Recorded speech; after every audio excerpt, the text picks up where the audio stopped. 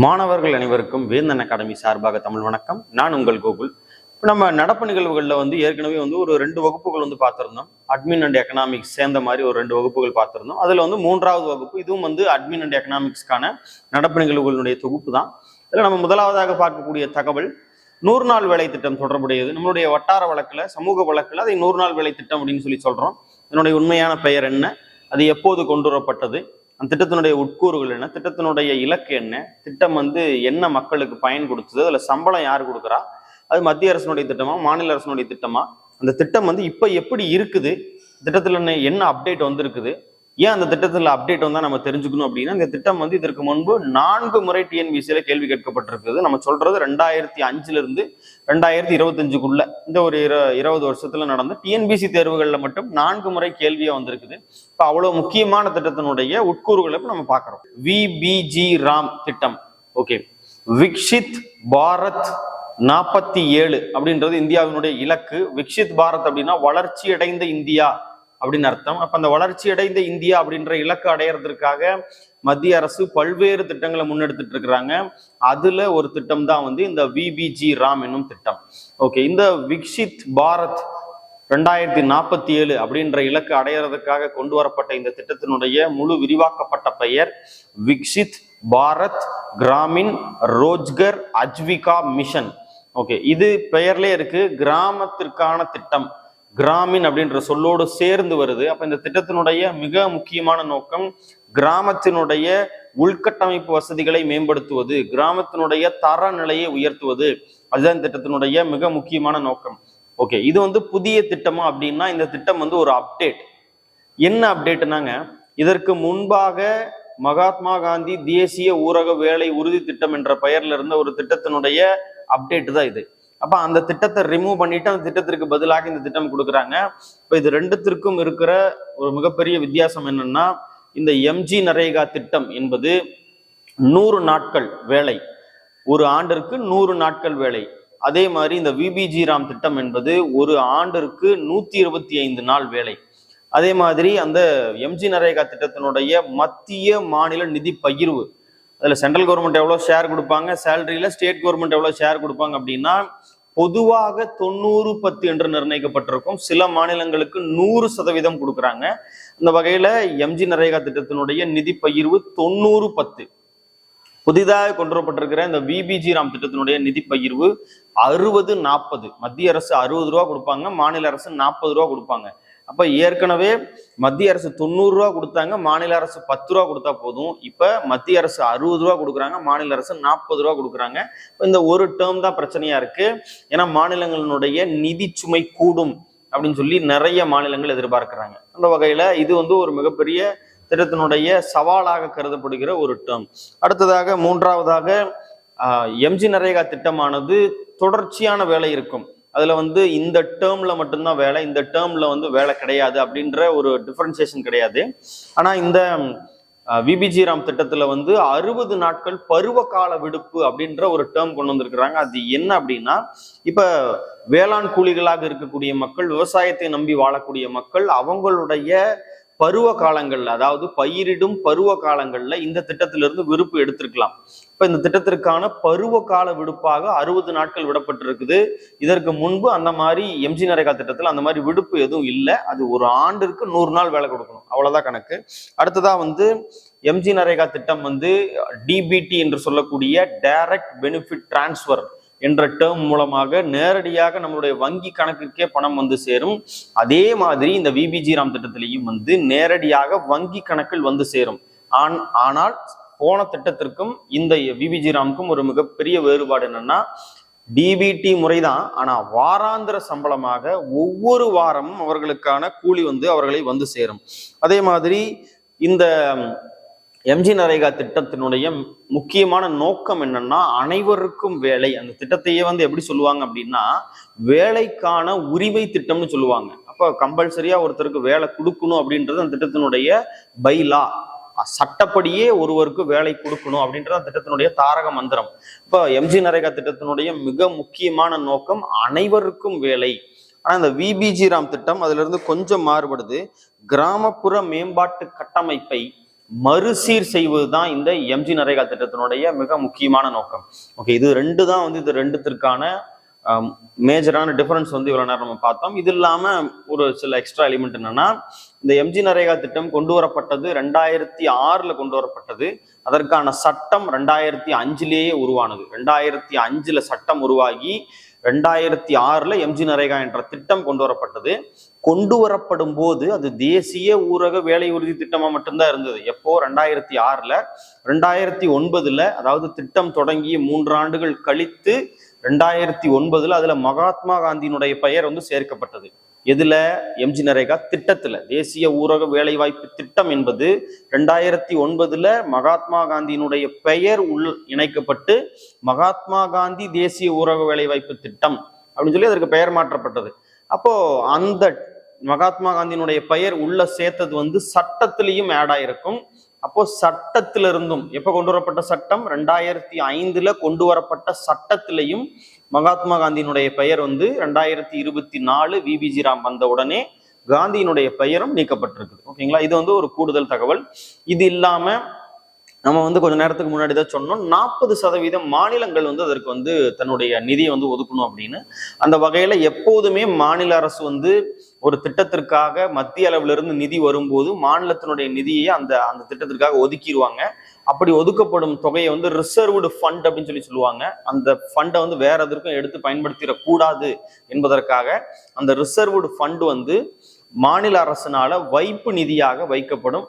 அந்த மாதிரி ஒரு டெபாசிட் அமௌண்ட்டா அதை வந்து செட்டில் பண்ணி வைக்கணுன்றதுக்காக தமிழ்நாடு அரசு ஆர்பிஐல எம்ஜி நரேகா திட்டத்தினுடைய மாற்று வடிவமான விபிஜி ராம் திட்டத்திற்கான தனி ஒரு ரிசர்வ்டு அக்கௌண்ட் ஓபன் பண்ணிட்டாங்க. அந்த அக்கௌண்ட்ல தமிழ்நாட்டினுடைய மாநில பங்கு 40% வைப்பு நிதியாக வைக்கப்பட்டிருக்கிறது. அடுத்தது நம்ம ரெண்டாவதா பார்க்கக்கூடிய நியூஸ் வந்து என்னன்னா, செமிகண்டக்டர் மிஷன் 2.0.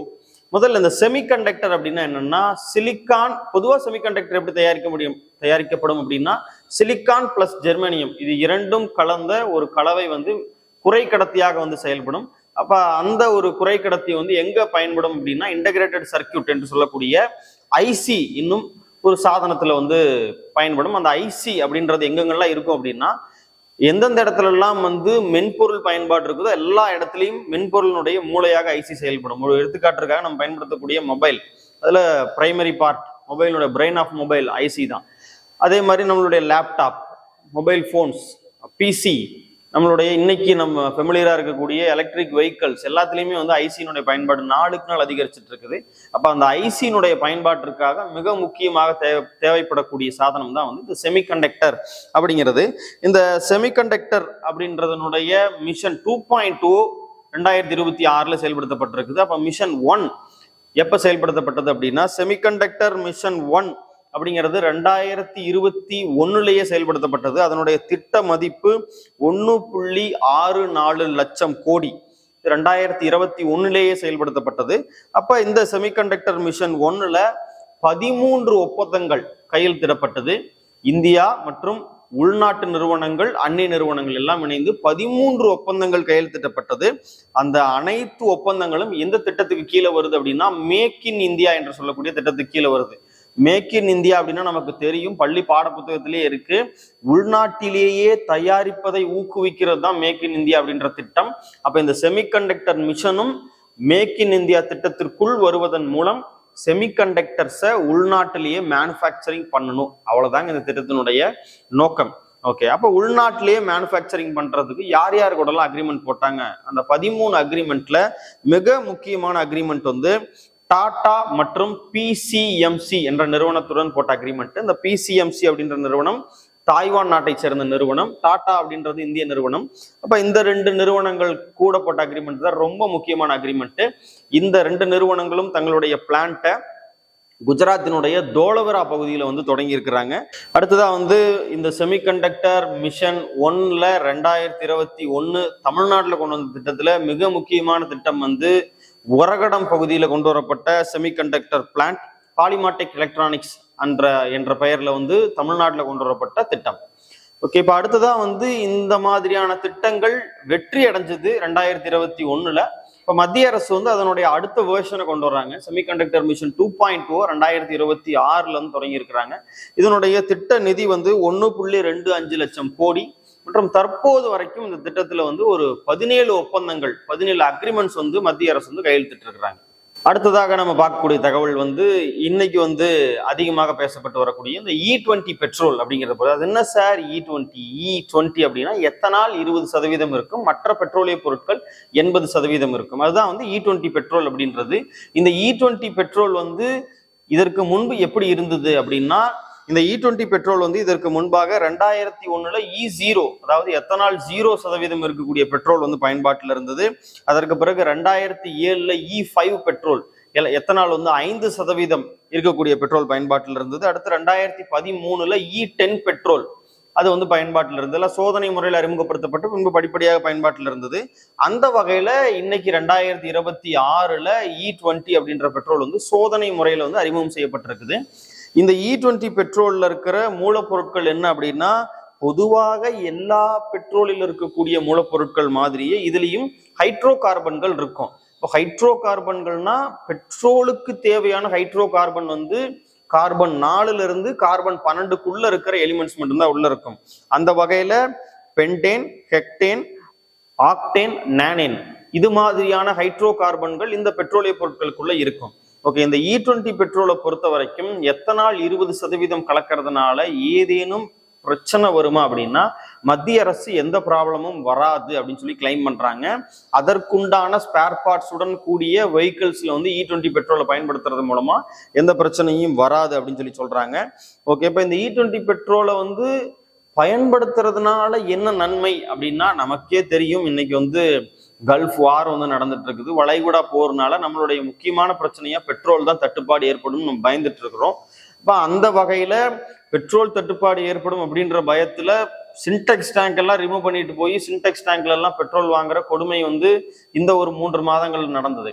இப்ப அதெல்லாம் வந்து இனிமேல் நடக்கக்கூடாது அப்படின்றதுக்காக தான் இந்த E20 பெட்ரோலை கொண்டு வந்துருக்கிறாங்க. இதன் மூலமாக பெட்ரோல் பயன்பாட்டை குறைக்க முடியும். ஒண்ணு, பெட்ரோல் பயன்பாட்டை குறைச்சா ஆட்டோமேட்டிக்கா பெட்ரோல் இறக்குமதியை நம்மளால குறைக்க முடியும். 2, அடுத்தது வந்து 3வது, பெட்ரோல் பயன்பாட்டினால் ஏற்படக்கூடிய கார்பன் டை ஆக்சைடு உமிழ்வு. ஓகே, 2 விதம் இருக்குங்க இதுல. பெட்ரோலியத்துல இருந்து பெட்ரோலா மாத்திர அந்த ப்ராசஸ் வந்து பியூரிஃபிகேஷன், சுத்தப்படுத்துதல்னு சொல்லுவாங்க. அந்த பியூரிஃபிகேஷன் ப்ராசஸ்லயும் கார்பன் உமிழ்வு நடக்கும். அதே மாதிரி கார்பன் டை ஆக்சைடு உமிழ்வு அப்படின்றது நம்ம வாகனத்துல செல்றப்பையும் கார்பன் டை ஆக்சைடு உமிழ்வு நடக்கும்.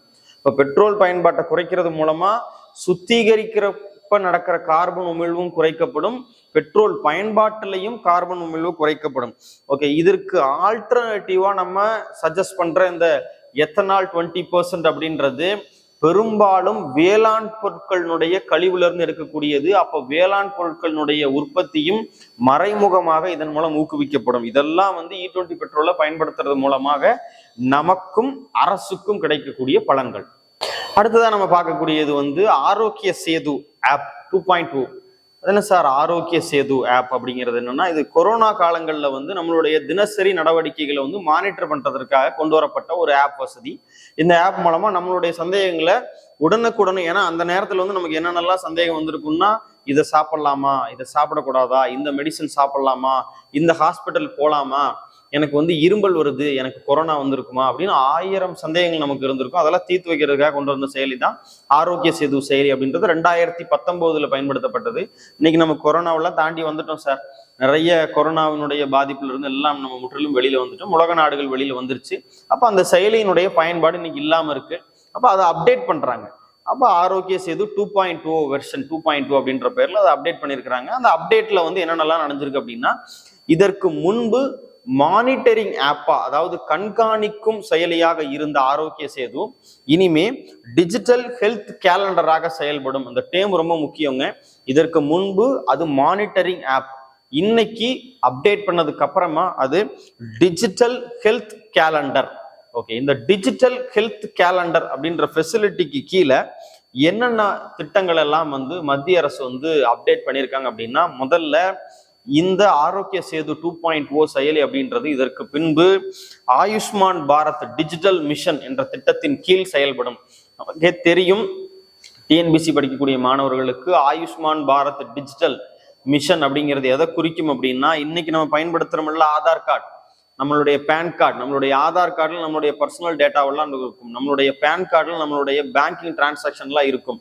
அதே போல ஒவ்வொரு நபருக்கும் ஒரு ஹெல்த் கார்டு கொடுக்கணும். அந்த ஹெல்த் கார்டுல அவங்களுடைய டோட்டல் மெடிசன் ஹிஸ்டரி இருக்கணும் அப்படின்ற திட்டம் தான் வந்து ஆயுஷ்மான் பாரத் டிஜிட்டல் மிஷன் என்று சொல்லக்கூடிய திட்டம். அந்த திட்டத்துக்கு கீழே இந்த ஆரோக்கிய சேது செயலி வந்து கொண்டு செல்லப்பட்டிருக்குது. அப்ப இதுல வந்து ஒரு 6 முக்கியமான எலிமெண்ட் வந்து ஆட் பண்ணியிருக்கிறாங்க. என்னன்னா, இந்த ஒரு ஆரோக்கிய சேது செயலி இருந்ததுனால் அந்த குடும்பத்தில் உள்ள அனைவரினுடைய டேட்டாவையும் ஒரே அக்கௌண்ட்டு கீழே கொண்டு வந்திருக்கலாம். ஒவ்வொரு இண்டிவிஜுவல், ஒரு குடும்பத்துல அப்பா ஒருத்தர் அம்மா ஒருத்தர் இருக்கிறாங்க, அண்ணா இருக்கிறாங்க, தம்பி இருக்கிறாங்கன்னா ஒவ்வொருத்தருக்கும் இண்டிவிஜுவலா இந்த ஆப் தேவையில்லை. ஒரே ஒருத்தர் ஆப்பை இன்ஸ்டால் பண்ணா போதும். அந்த ஒரு அக்கௌண்ட்டுக்கு கீழே மொத்த குடும்பத்துல இருக்கிற எல்லாருடைய டேட்டாஸையும் அதுல வந்து நம்ம கொடுத்துக்கலாம். ஒண்ணு. அடுத்தது ரெண்டாவது வந்து PMJAY என்று சொல்லக்கூடிய மத்திய அரசினுடைய காப்பீடு திட்டமும் இந்த ஆரோக்கிய சேது செயலிக்குள்ள இப்போது செயல்படுத்தப்படுகிறது. இப்ப அந்த காப்பீடு திட்டத்துல எனக்கு எவ்வளவு பலன் கிடைக்கும்னா, அதெல்லாம் நம்ம டிஎன்பிசி படிக்கிறவங்களுக்கு கட்டாயமா தெரிஞ்சிருக்கும். மத்திய அரசினுடைய ஆயுள் காப்பீடு திட்டம் வந்து 5 லட்சம் ரூபாய் ஒரு குடும்பத்திற்கு.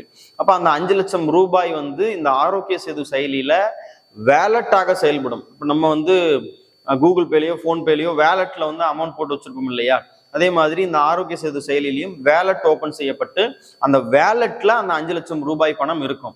அதுல வந்து நம்ம ஒரு ட்ரீட்மெண்ட்டுக்காக ஒரு 1 லட்ச ரூபாய் செலவு பண்றோம் அப்படின்னா அந்த வேலட்ல இருந்து 1 லட்ச ரூபாய் குறைஞ்சிரும், 4 லட்சம் ரூபாய் இருக்கும். வேற ஒரு ட்ரீட்மெண்ட்டுக்காக இன்னொரு 1 லட்ச ரூபாய் செலவு பண்றோம்னா அந்த 4 லட்சத்துல இருந்து 1 லட்சம் குறையும். அப்ப நம்ம எவ்வளவு செலவு பண்ணியிருக்கிறோம், மத்திய அரசினுடைய அந்த காப்பீடு திட்டத்துல இருந்து எவ்வளவு செலவு பண்ணியிருக்கிறோம் அப்படின்றது இந்த வேலட் மூலமா நம்ம தெரிஞ்சுக்கலாம்.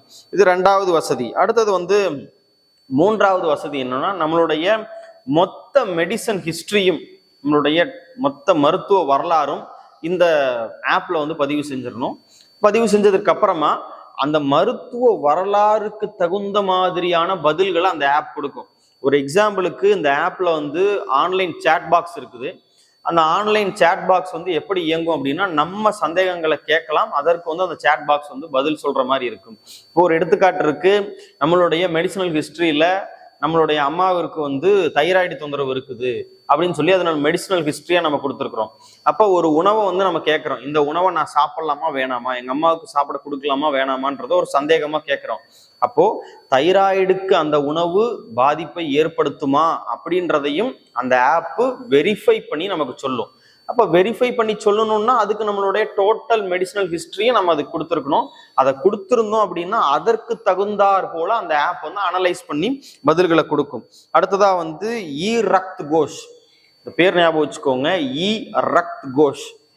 இந்த ரக்த் கோஷ் அப்படின்றது எதற்கான செயலி அப்படின்னா, இதற்கு முன்பு நம்மளுடைய மருத்துவமனைக்கு அருகே இருக்கக்கூடிய இரத்த வங்கிகள்ல, பிளட் பேங்க்ல என்னென்ன ரத்த வகைகள்லாம் அவைலபிளா இருக்கு அப்படின்றத நம்ம நேரடியா போய் செக் பண்ண தேவையில்லை. இந்த ரக்த் கோஷ் ஆப்லயே செக் பண்ணிக்கலாம். நான் இருக்கிற இடத்துக்கு பக்கத்துல இருக்கிற பிளட் பேங்க்ல O பாசிட்டிவ் இருக்கா இல்லையா நேர்ல போய் கேட்க தேவையில்லை, ரக்த் கோஷ்ல செக் பண்ணிக்கலாம். அந்த ரக்த் கோஷும் இன்னைக்கு ஆரோக்கிய சேது செயலிக்குள்ள வந்துருச்சு. அடுத்ததா வந்து கடைசியா ஒரு மிகச்சிறிய பயன் என்னன்னா, இன்னைக்கு வந்து ஒரு ட்ரீட்மெண்ட்டுக்காக நான் ஹாஸ்பிட்டல் போயிட்டு வந்திருக்கிறேன், நாளைக்கு காலையில இருந்து 3 வேளையும் மெடிசன் எடுத்துக்க சொல்லியிருக்கிறாங்க அப்படின்ற ப்ரிஸ்கிரிப்ஷனை இந்த ஆப்ல நம்ம கொடுத்துட்டோம் அப்படின்னா காலையில அந்த ஆப் வந்து நமக்கு ரிமைண்ட் பண்ணிடும், நீங்க வந்து இந்த ட்ரீட்மெண்ட்டுக்காக போயிருக்கிறீங்க, இந்த மெடிசன் வந்து நீங்க எடுத்துக்கணும் அப்படின்ற அலாரம் வசதியும் இந்த ஆப்லயே இருக்குது. அடுத்ததாக நம்ம பொதுவாக பயன்படுத்தக்கூடிய அந்த ஸ்மார்ட் வாட்சில் வந்து நம்ம எவ்வளோ தூரம் நடக்கிறோம், எவ்வளோ தூரம் ஓடுறோம், எவ்வளோ நேரம் வந்து தூங்குறோம், நம்மளுடைய இதய துடிப்பு எப்படி இருக்குது, ரத்த அழுத்தம் எப்படி இருக்குது அப்படின்றதெல்லாம் ஸ்மார்ட் வாட்சில் பதிவு செய்யப்படும். இந்த ஆப் கூட நம்மளுடைய ஸ்மார்ட் வாட்சை நம்ம கனெக்ட் பண்ணிக்கலாம்.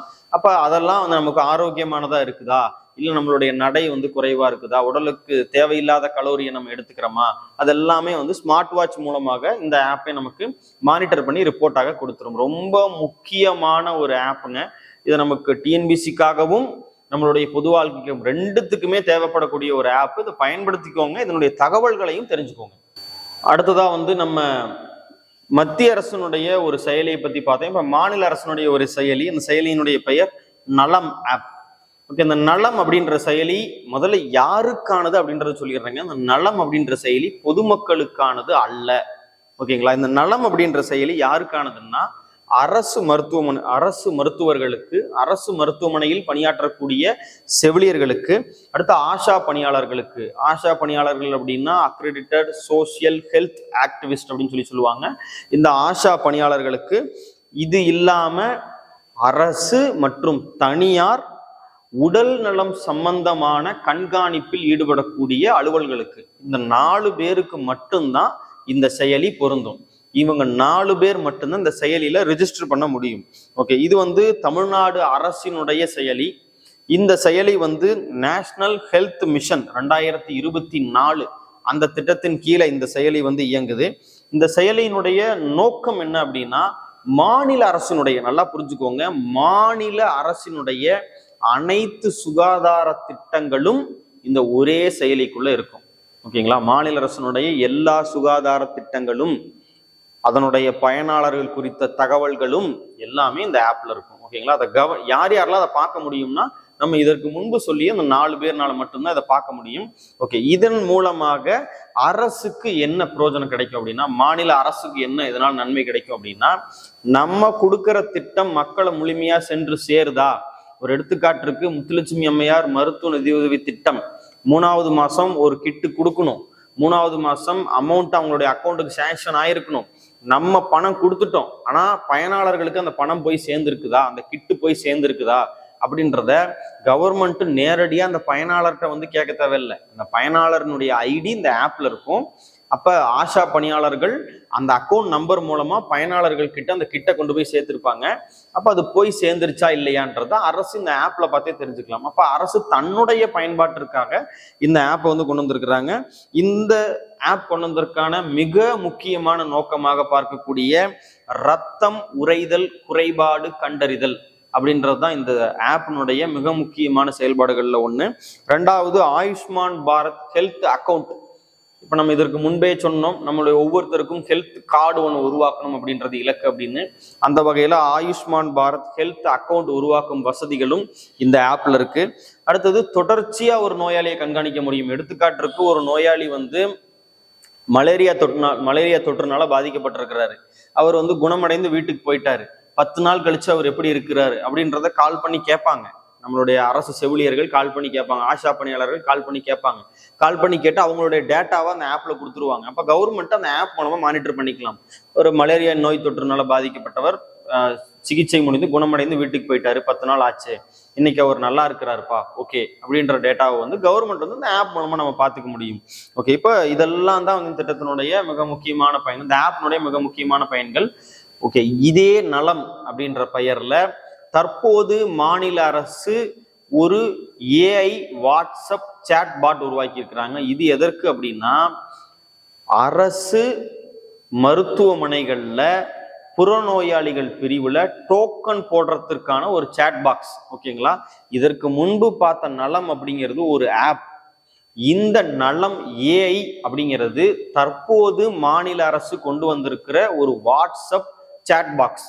வாட்ஸ்அப்ல நலம் அப்படின்னு டைப் பண்ணி அந்த சாட் பாக்ஸ் ஓபன் பண்ணி நம்மளுக்கு பக்கத்துல இருக்கிற ஒரு ஆரம்ப சுகாதார நிலையத்திலேயோ ஒரு அரசு மருத்துவமனையிலையோ நம்ம டோக்கன் போட்டுக்க முடியும். புறநோயாளிகள் பிரிவுல டோக்கன் போட்டுக்க முடியும். அதற்கான ஒரு ஆப், ஒரு வாட்ஸ்அப் வசதி தான் இப்ப கொண்டு வந்திருக்கிற நலம் ஏஐ அப்படிங்கிறது. இதற்கு முன்பு பார்த்தது நலம் ஆப் தொடர்பானது. ஓகேங்களா? அடுத்ததா நம்ம பார்க்கக்கூடிய தகவல் ஒரு நபர் தொடர்பானது. அந்த நபருடைய பெயர் ஷியாம் பிரசாத் முகர்ஜி என்பவர். இந்த ஷியாம் பிரசாத் முகர்ஜி என்பவர் இன்னைக்கு நம்ம மத்தியில் ஆளக்கூடிய பாரதிய ஜனதா பார்ட்டியினுடைய ஃபவுண்டர்ல one of the co founder, அதனை உருவாக்கிய நபர்ல, ஜனதா சங்கம் என்ற பெயர்ல அதை உருவாக்கிய நபர்கள்ல ஒருத்தர்.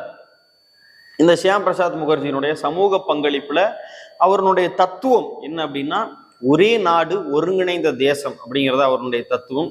அந்த வகையில இந்தியா ஒரு ஒருங்கிணைந்த நாடா இருக்கணும், எந்த காரணத்து கொண்டும் இந்தியா பிரிஞ்சிடக்கூடாது, இந்தியாவுல எந்த ஒரு மாநிலங்களும் இந்தியாவை விட்டு செல்லக்கூடாது, எல்லாம் ஒருங்கிணைந்த நாடா இருக்கணும்ன்றதா இவருடைய மிகப்பெரிய கனவு. அந்த வகையில மேற்கு வங்கம் இந்தியாவை விட்டு பிரிந்து செல்லக்கூடிய சூழல் இருந்த போது கூட இவருடைய மிகப்பெரிய போராட்டங்கள்னால மேற்கு வங்கம் இன்னைக்கு இந்தியாவுடனேயே தொடர்கிறது. அப்ப இவருடைய மிக முக்கியமான செயல்பாடுகள்ல தொழில்துறையில இவர் தாமோதர் பள்ளத்தாக்கு திட்டம் மற்றும் சிந்தரி உர தொழில் நிறுவனம் இது ரெண்டுமே உருவாகிறதுக்கு இவர் முக்கிய பங்காற்றி இருக்கிறாரு. அதே போல இவருடைய அரசியல் தொடர்பான மிக முக்கியமான நூல் என்னன்னா பஞ்சர் மன்வந்தர். இந்த நூலுடைய பெயர் ஞாபகம் வச்சுக்கோங்க, இது வந்து முக்கியம், கேட்கறதுக்கு வாய்ப்பு இருக்கு. இது என்னன்னா பஞ்சர் மன்வந்தர் அப்படின்றதுதான் இவருடைய நூலினுடைய பெயர். இங்க இவ்வளவு செயல்பாடுகளை செஞ்சிருக்கிறவருக்கு மத்திய அரசு என்னென்ன சிறப்புகள்லாம் வந்து செஞ்சிருக்கிறாங்க அப்படின்னா, ஆர்டிகல் 35A மற்றும் ஆர்டிகல் 370 இது ரெண்டுமே வந்து ஜம்மு காஷ்மீர் மாநிலத்தினுடைய சிறப்பு எடுப்புரிமைகளை பத்தி பேசக்கூடியது. அது ரெண்டுமே நீக்கப்பட்டு ஜம்மு காஷ்மீருக்கு மாநில அந்தஸ்து வந்து கொடுக்கப்பட்டது. அது வந்து இவருடைய பல நாள் கனவு. ஜம்மு காஷ்மீர் வந்து ஒருங்கிணைந்த இந்தியாவுக்குள்ள இருக்கணும் அப்படின்றது இவருடைய கனவு.